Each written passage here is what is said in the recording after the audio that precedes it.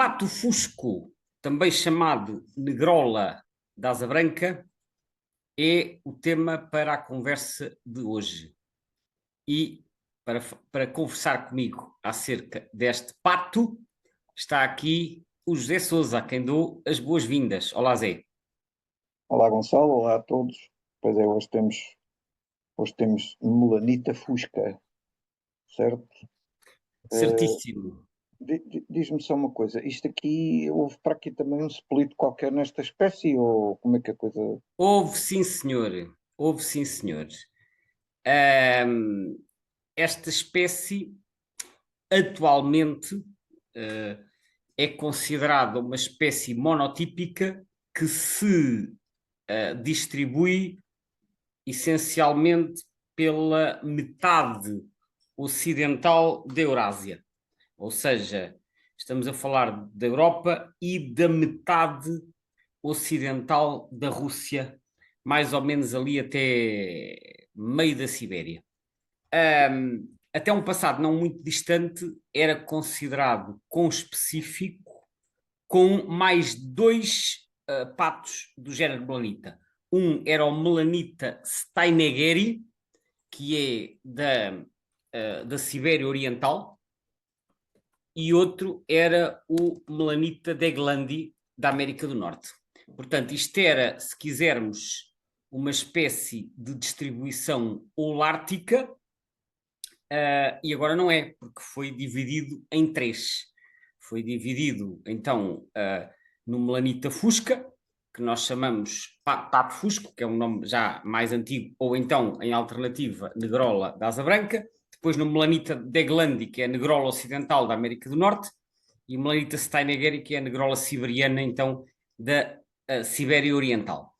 E, portanto, na sequência desta divisão em três, esta espécie atualmente tem uma distribuição, como eu disse, que apanha a Europa, ou melhor, o norte da Europa, que é a área de distribuição como nidificante, e uma parte da Rússia que já é a Rússia asiática. Portanto, vai ali até meio, mais ou menos até à fronteira entre o Cazaquistão e a Mongólia. Depois daí para lá já é o steinegeri. E na América do Norte é o deglandi, como referi. Para os nossos ouvintes que eventualmente não estejam familiarizados com a espécie, este é um pato daqueles com hábitos mais atlânticos do que propriamente de interior, não é? No inverno, atenção, isto acontece com muitas aves aquáticas vindas das regiões boreais, portanto, aquelas que nidificam acima dos 60 graus de latitude, nidificam sobretudo em lagos, até porque o mar não é provavelmente um local de reprodução muito propício, a menos que nidifiquem em ilhas, que não é o caso dos patos, geralmente. Portanto, muitos patos vindos das regiões de latitudes mais elevadas nidificam em lagos, na tundra ou nas florestas dessas latitudes, da taiga, e depois, como sabemos, durante o inverno, esses lagos em latitudes elevadas ficam congelados e então eles tornam-se costeiros porque o mar não congela tão facilmente, exceto se formos para o Ártico, e, portanto, no mar tem oportunidades de alimentação. Acontece com outras aves, acontece com muitas limícolas, acontece com mobelhas, por exemplo, acontece com gansos. Portanto, há diferentes espécies que são de água doce na época de reprodução e são costeiras na época de invernada.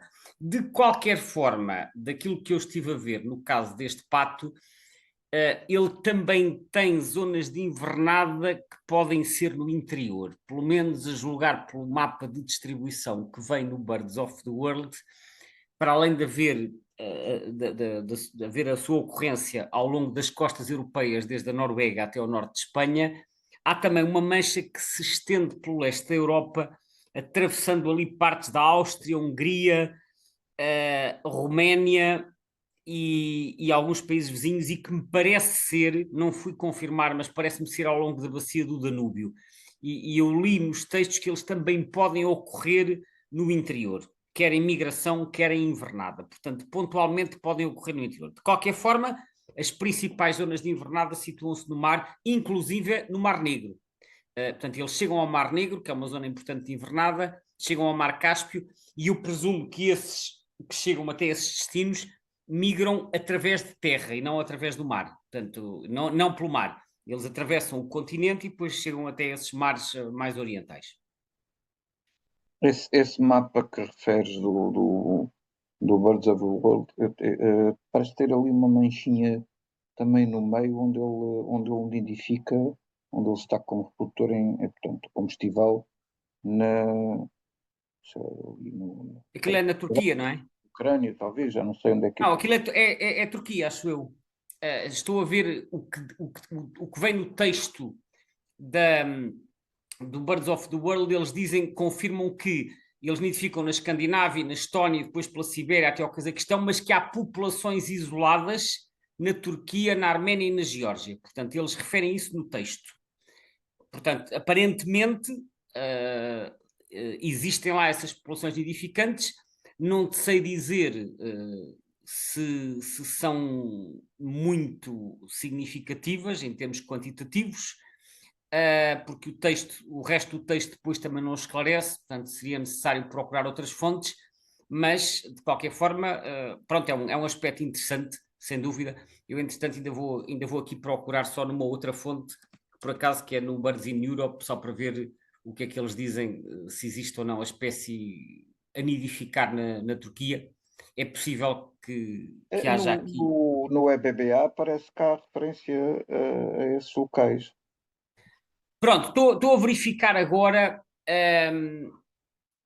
E de facto Melanita Fusca no Birds in Europe 3, que é uma publicação da BirdLife, eles referem 60 a 90 casais na Turquia. Portanto, efetivamente parece haver ali uma população isolada. Agora, mais uma vez, eu não sei se estes dados são recentes ou não, e não sei como é que está a população, porque eles mesmo em relação à tendência populacional, eles referem desconhecida. Portanto, aparentemente não haverá muitos dados recentes para confirmar se essa população ainda está viva, vamos chamar-lhe assim, ou não. Portanto, E depois, em termos do resto da Europa, dá a sensação que eles gostam muito ali daquele espaço, daquele golfo entre a Suécia e a Finlândia. Digamos, será talvez aí. Eu estou a olhar aqui para o mapa do sim, EBBA. sim. Mas deixa-me só acrescentar o seguinte: eu nesta mesma publicação estou a consultar os dados da Arménia e na Arménia eles nem sequer fazem referência à espécie. Portanto, eventualmente pode Podem já ser não. dados antigos, não é? Podem, é o que eu digo, ou seja, estes mapas que vêm do IBIRD, desculpa, do Birds of Western Palearctic, podem não estar completamente atualizados, eles foram simplesmente importados para o site da BirdLife e depois do Birds of the World, mas podem não ser atualizados há muito tempo. Eu teria que investigar para perceber qual é a situação atual. Agora, sim, há uma população importante como nidificante no norte da Europa, portanto, Noruega, Suécia, Finlândia e Estónia, e depois na Rússia. E esta população, o que é interessante é que quando nós olhamos para mesmo o mapa do Birds of the World e vemos a questão daquilo que é a área de invernada versus aquilo que é a área de reprodução, dá a sensação que esta ave não migra propriamente assim para sul, é mais tipo sudoeste, não é? Digamos assim, não é? Bom, migra para o mar. Mesmo na distribuição, ele aparece, por exemplo, ali em torno da Suécia, também aparece depois no Atlântico Norte, não é? Etc. Portanto, mesmo nas mesmas latitudes onde nidifica. Sim, migra para sudoeste, migra para a costa, como eu já referi.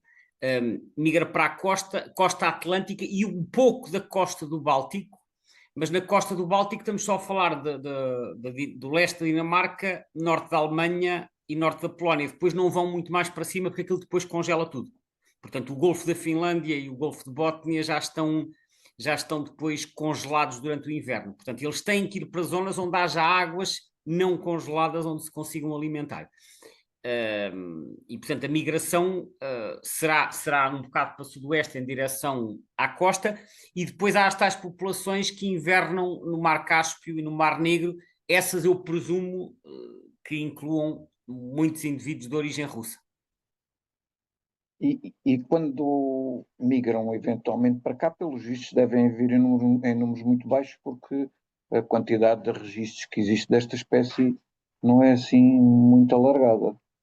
Não, este pato basicamente é uma raridade em Portugal. Ainda está listado como tal e provavelmente vai continuar durante muitos anos, porque para sair de raridade tinha que ter, penso que o critério que está atualmente em vigor pelo Comitê Português de Raridades é que tem que ter pelo menos uma média de 5 registros por ano ao longo de vários anos. Acho que estou a referir bem.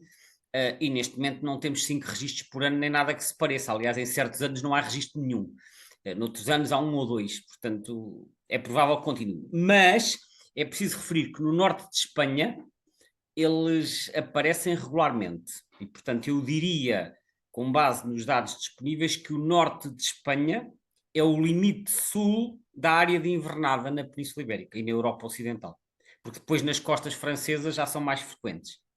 Portanto, no norte de Espanha, nomeadamente na Astúrias, Cantábria e em certas zonas do norte da Catalunha, eles são regulares. Mais para sul já são muito raros.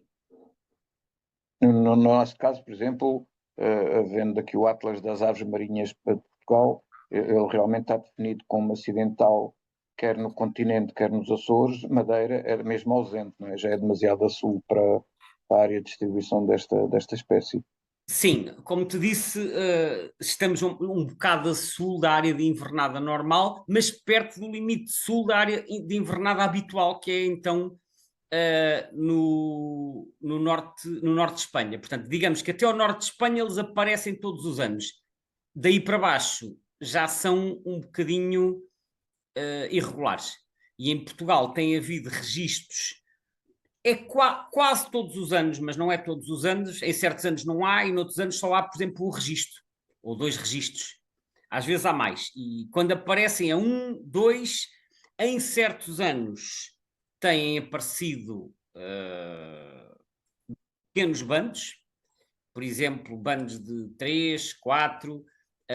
Houve um ano em que apareceram 7, que foram vistos em 2019 na zona de Esposende, andaram por lá durante algumas semanas, e a foto que ilustra a capa desta conversa refere-se exatamente a esse bando que andou em Esposende, e noutros anos há um registro dos anos 1980, mais concretamente em 87.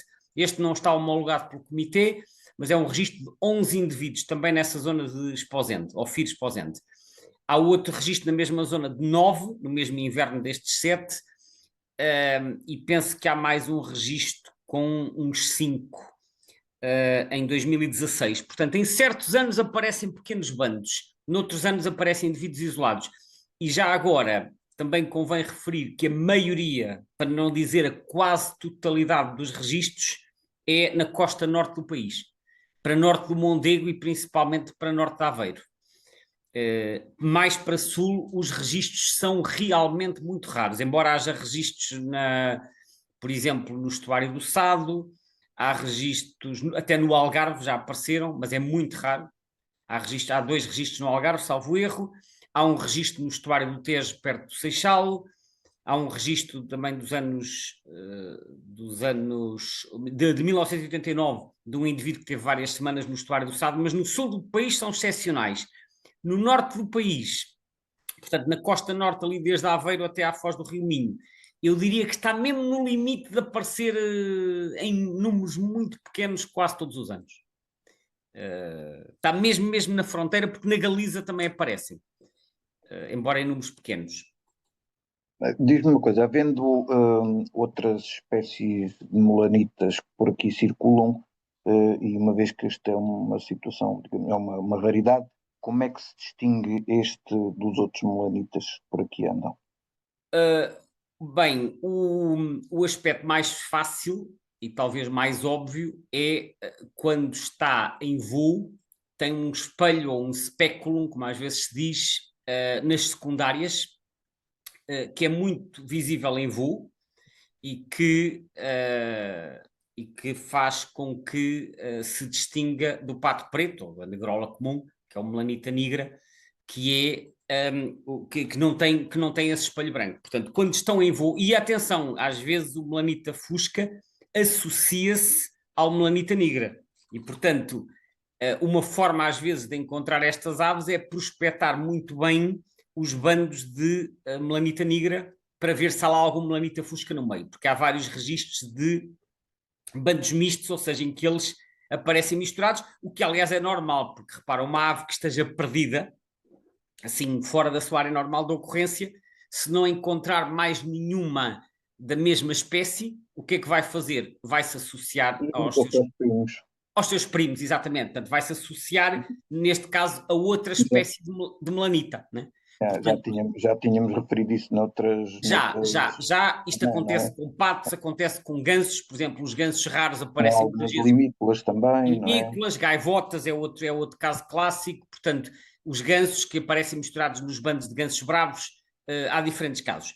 Para além disto, portanto, quando estão pousados, às vezes, nem sempre, mas às vezes na asa dobrada vê-se a tal mancha branca. Depende de como a asa estiver dobrada, mas às vezes vê-se assim um bocadinho dessa mancha branca, mesmo com a ave pousada, e depois também pode ter assim mais umas manchinhas brancas na cabeça, quer junto à base do bico, quer na face. Portanto, o padrão facial também pode ser útil para distinguir da melanita nigra, que é um bocadinho mais uniforme. É claro que isto depois... A melanita nigra também tem aquela mancha branca por baixo do olho. Não tem uma mancha branca. Pode ter a face mais clara de cor creme no caso das fêmeas, porque as fêmeas têm uma espécie de têm uma cabeça de uma cor, vamos chamar-lhe assim, bicolor, em que a parte superior é mais escura e a parte inferior é mais clara. Isso às vezes até se vê bem nas aves em voo. Portanto, a face não é bem branca, mas pode parecer clara. É assim um bege, varia um bocadinho, mas é um bege que contrasta com a coroa mais escura. Até se vê às vezes em voo, mas é uma mancha grande. O pato fusco tem uma manchinha mais pequenina. Os machos de melanita nigra não têm esse contraste entre o barrete e a face mais clara. Mas no caso da melanita fusca é uma manchinha muito mais pequena, não é a face toda. Este também não é propriamente o tipo de espécie que se permita deixar aproximar para fazer observações muito cuidadas, não é? Se calhar é mais fácil fazer essa distinção em voo do que propriamente nas aves pousadas. Exato, até porque os bandos de melanitas muitas vezes estão no mar, porque eles frequentam o mar, e aliás o melanita nigra é bastante comum ao longo da nossa costa, sobretudo ali naquele troço entre Porto e Figueira da Foz. Às vezes há bandos de centenas ou até de milhares ali na costa de Aveiro, mas estão no mar e não raras vezes a centenas de metros de distância. Portanto, vês uma data de pontinhos e das duas uma, ou estás ali muito tempo a observar os bandos com telescópio, o que nem sempre é fácil, porque mesmo que não estejam muito longe, o mar no inverno está frequentemente agitado naquela zona e, portanto, eles com a ondulação vão aparecendo e desaparecendo. Ou então, a outra opção é esperar que o bando voe e aí, quando voar, tentas ver se há algum que tenha tal mancha branca nas secundárias. Mas eles não voam quando a gente quer, até porque muitas vezes os patos, pelo menos algumas espécies, alimentam-se também em parte à noite e, portanto, podem passar ali horas e horas no dia, durante o dia sem se mexer, e por isso essa opção requer alguma paciência também. É claro que aqui ainda existe uma terceira possibilidade, que é fazer uma saída para o mar de barco, não é? Uma plágica. Mas no inverno, na nossa costa norte, as condições raramente não devem ser triviais, não é? Não são. É verdade que às vezes no inverno pode haver dias com mar relativamente calmo, mas são a minoria. Depois há dias com o mar muito agitado em que nem sequer é seguro estar a sair para o mar. Pois, e estas aves estão-se a borrifar para isso, não é? Obviamente, portanto, elas estão a fazer pela vida. Olha, falamos agora aqui de um aspecto também que fiquei com alguma curiosidade enquanto estive aqui a preparar a nossa conversa, que é a questão do estatuto de ameaça desta espécie. Eu tenho ideia que ela já esteve classificada como em perigo e passou para vulnerável, apesar de ter lido que a tendência da população é para diminuir. É verdade. Um bocadinho baralhado com isto.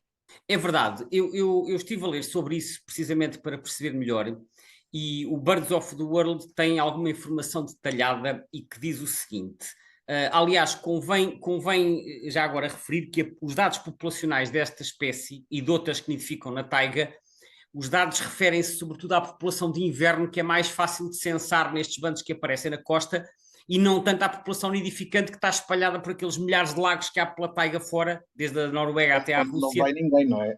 Não vai ninguém e está muito dispersa. E então, o que eles dizem é que a população global atualmente está estimada em 300 mil indivíduos, mas que desde 1992 que houve um grande declínio, porque nessa altura estimava-se que a população invernante na Europa era de 1 milhão de indivíduos. Portanto, isso daria uma diminuição de 60% a uma taxa de 3,7% ao ano. E foi por isso que ela foi posta em perigo. Mas dados mais recentes chegaram à conclusão que, embora ele esteja a diminuir, afinal a queda não terá sido de 60%, terá sido de 30% a 49% ao longo de 3 gerações.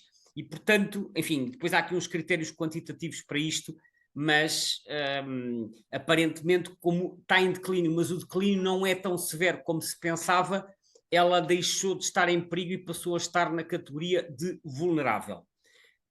Mas de qualquer forma continua a diminuir e pensa-se que houve uma diminuição em diferentes países e já agora até convém referir que mesmo em Espanha os dados sugerem que até aos anos 80 do século passado, do século XX, era realmente uma espécie muito rara em Espanha, havia muito poucos registros e depois parece ter havido ali uma altura em que subitamente começa a haver muitos registros, sobretudo no norte de Espanha, que, como eu já referi, é a área principal da ocorrência, e houve vários casos até de umas concentrações interessantes, de muitas dezenas, mas depois, a partir de 2000 e qualquer coisa, 2000 e pouco, os números voltaram a diminuir novamente.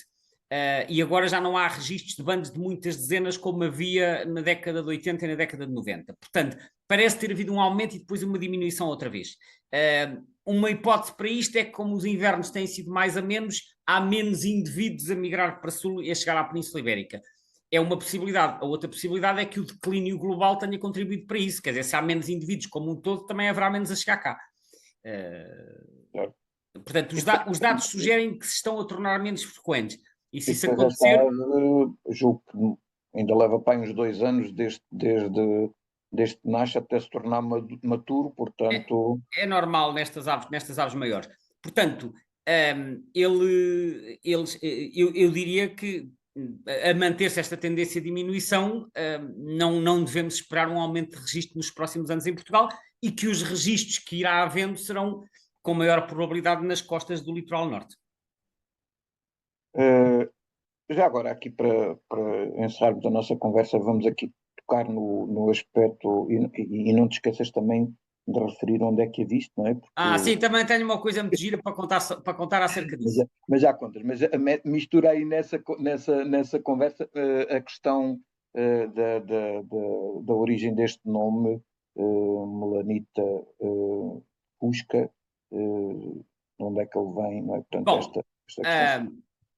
Bom, o melanita, aliás, esta espécie é uma espécie que nidifica na Suécia e, portanto, não surpreende que tenha sido desde logo classificada por nosso amigo Carl von Linné em 1758 com o nome Anas Fusca. Portanto, o Linné... Estes apelidos que, entretanto, aconteceram, os outros é que mudaram de nome, não é?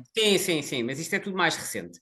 Não, os outros eram subespécies, mas o Linneu classificou isto como Anas Fusca. Ora, Anas, ele enfiou os patos todos nos Anas. Anas Fusca significa, traduzido à letra, pato fusco, porque Anas é pato e Fusca significa fusco, né? Fusco, assim, no sentido de ser castanho, sombrio. Portanto, o Fusca tem esse significado. O melanita é um gene que aparece mais tarde, é proposto pelo Boy. Eu penso que já falei disto a propósito da nossa conversa do melanita nigra, e é uma palavra composta que vem do grego e que é composta por melas, que significa preto, que também aparece no melano, como por exemplo em melanocéfalo, etc., e neta, que significa pato. Aliás, neta aparece noutras espécies, como por exemplo neta rufina. Portanto, melanita significa pato preto. E então o melanita nigra significa pato preto preto e o melanita fusca significa, traduzido à letra, pato preto fusco. Isto é o que significa este nome. Parte preto farrusco. E diz-me uma coisa, então conta-nos lá a história que ias contar sobre... Ora, a história é esta, e eu vou tentar não me alongar muito porque a conversa já vai longa. Então, eu, como contei nas conversas anteriores, eu encontrava-me de viagem pela Suécia e tinha ido com o meu amigo João Cruz, que foi meu colega na escola, fomos até ao Parque Nacional de Abisko. O João Cruz, que infelizmente já faleceu, mas com quem eu criei uma amizade e desafiei-o em 89 para fazer o Interrail comigo. Ele não era um observador de aves, mas também achava piada, portanto dava assim umas voltas comigo. E nós chegámos a Abisko no dia 2 de agosto, no dia 3 fomos dar uma volta lá pelas montanhas e eu vi uma série de espécies que relatei nas conversas anteriores, e agora chegámos ao dia 4 de agosto. E no dia 4 de agosto nós já não voltamos a subir às montanhas, então fomos explorar a zona ali perto da localidade onde nos encontrávamos, que aquilo era uma zona mais plana e tinha lá uns lagos. E nós fomos caminhar na direção dos lagos. Aquela zona, já agora convém referir, aquilo no verão é uma praga de mosquitos, terrível. E eu, por acaso, eu tenho a felicidade de não ser muito procurado pelos mosquitos, mas o João tinha uma nuvem de mosquitos por cima da cabeça dele, de modo que ele estava realmente horrorizado com aqueles mosquitos. É claro que há pessoas que são vítimas preferenciais, portanto, quem estiver a pensar ir até ao Ártico e até ao norte da Suécia durante o verão tem que se precaver, porque de facto os mosquitos podem ser um fator que pode ser um fator adverso, efetivamente. Bom, e então nós começámos a caminhar na direção dos lagos e eu, perto desses lagos, de repente aparece um sinal de aviso. Eu, salvo erro, aquilo estava em sueco e em inglês, se a memória não me falha, mas o que eu não me esqueci foi da informação que lá estava, dizia: é proibido o acesso a esta zona, porque aquilo era uma reserva natural, é proibido o acesso desde 1 de maio até 31 de julho, que é a época de nidificação das aves. Portanto, dentro do parque, aquilo tinha ali uma zona de proteção em que havia uma restrição de acesso.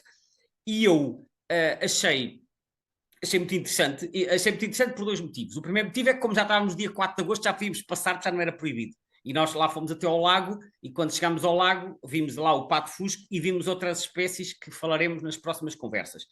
O outro aspecto que eu achei interessante, e é isto que eu gostava aqui de salientar, é que este tipo de proibição faz todo o sentido, porque, na verdade, eles proíbem o acesso na época mais sensível para as aves, que é quando elas estão a reproduzir. Durante o resto do ano não há problema. E este é o tipo de restrição que eu acho que até fazia sentido em Portugal e noutros países, porque há zonas que realmente são sensíveis para as aves selvagens só num determinado período do ano. E, do meu ponto de vista, faz sentido proibir nesse período, ou restringir pelo menos o acesso de pessoas, mas se calhar no resto do ano não há necessidade de fazer esse tipo de restrições. E, portanto, acho que é algo que se devia pensar para o futuro, que era fazer... adaptar este tipo de restrições de acesso aos períodos mais sensíveis, nomeadamente para a nidificação das aves. E era esta a mensagem também que eu queria aqui deixar. E se calhar tornava-se mais respeitável a proibição do que as proibições não explicadas, que nós infelizmente temos muitas, que as pessoas depois têm dificuldade em compreender e não cumprem. Evidentemente, é que é isso mesmo. Mas pronto. Ficamos por aqui na conversa de hoje. Gonçalo, muito obrigado mais uma vez. Muito obrigado também a todos os que nos ouviram. Obrigado, Zé. Obrigado a todos. Voltaremos em breve para mais espécies lá do Lago da Suécia, onde já se podia entrar em agosto. Temos umas quantas pela frente, não é? Temos. Até breve. Obrigado.